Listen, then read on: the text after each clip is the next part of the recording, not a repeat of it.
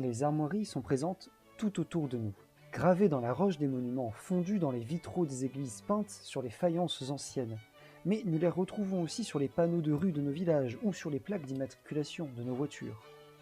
L'étude de ces armoiries se nomme l'héraldique et leur description est nommée le blason. Mais qu'est-ce finalement qu'un blason ? Si vous vous posez cette question, je vous invite à prendre avec moi une bouffée d'héraldique. Et c'est un fait de société d'une ampleur considérable que l'apparition des armoiries. Parlant blason, Lambel, Bastogne, ce sont les cadets de Gascogne, de Carbon, de Casteljaloux. Et bah celui-là, avec les deux vipères rouges. Ah celui-là c'est plus qu'un clan, c'est la Carmélide. La Carmélide ? Bonjour à vous, chers auditeurs et auditrices.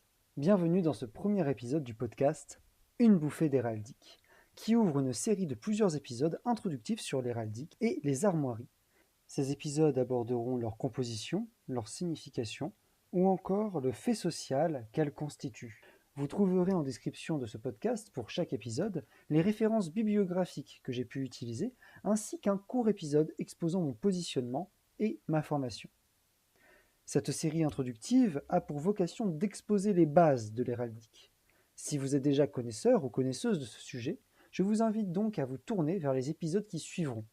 En effet, suite à cette introduction à l'héraldique, nous commencerons enfin à nous amuser, au fil d'épisodes que j'espère nombreux, entre anecdotes héraldiques, armoiries légendaires et blasons de fantaisie.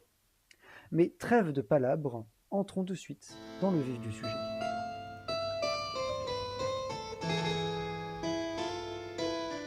L'héraldique demande l'utilisation d'une terminologie précise afin de garantir la compréhension entre eux des héraldistes, c'est-à-dire ceux qui pratiquent ou étudient l'héraldique.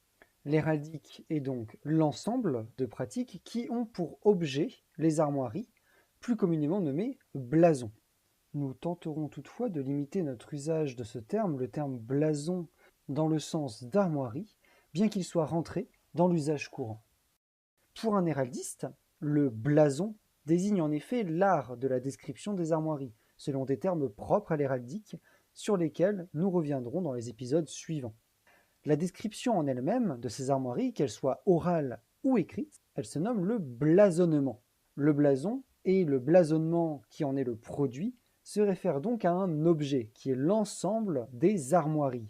Celles-ci, ces armoiries, sont composées des armes, c'est-à-dire d'un ensemble de figures et de couleurs, souvent représentées, mais pas toujours, nous le verrons, sur un écu, une forme de bouclier, qui est alors nommé un écu armorié. Toutefois, cet écu est parfois entouré d'ornements extérieurs, des couronnes, des aumes, des lambrequins, des supports, des porteurs et des soutiens de cet écu, mais aussi des manteaux, des médailles d'ordre, ou encore des devises et des cris de guerre. Tous ces ornements extérieurs font aussi partie des armoiries, et sont donc eux aussi décrits par le blasonnement.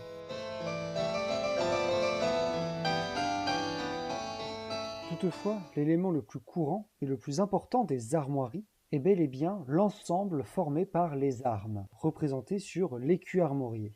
Les couleurs et les figures qui composent ces armes sont décrites selon des termes propres à l'héraldique dans le blasonnement. Nous reviendrons dans les prochains épisodes sur plusieurs de ces termes, mais je souhaite vous partager ici les plus généraux. Les couleurs sont nommées des émaux, un émail au singulier. Et elles sont séparées en deux catégories, les métaux et les couleurs proprement dites. Lorsqu'il y a un changement d'émail sur le champ, c'est-à-dire sur le fond de l'écu armorié, on appelle cela une partition. Et il existe en outre des fourrures qui sont composées d'une couleur et d'un métal formant un motif répété.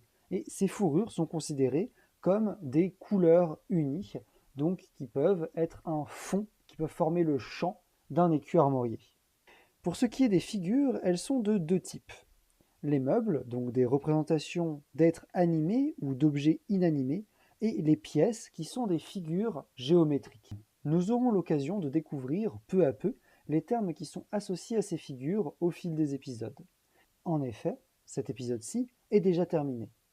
Le prochain épisode portera sur les émaux, partitions et fourrures, des éléments essentiels des armes selon l'héraldiste Michel Pastoureau. À bientôt pour une nouvelle bouffée d'héraldique.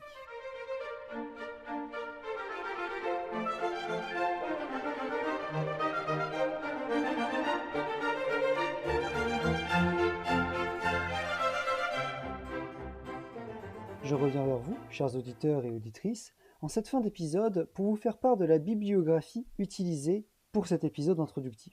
L'ouvrage principal pour ce qui est de l'étude de l'héraldique est sans conteste le Traité d'héraldique de Michel Pastoureau aux éditions Picard. J'ai aussi utilisé et recommande le Guide de l'héraldique de Claude Wenzler aux éditions Ouest France.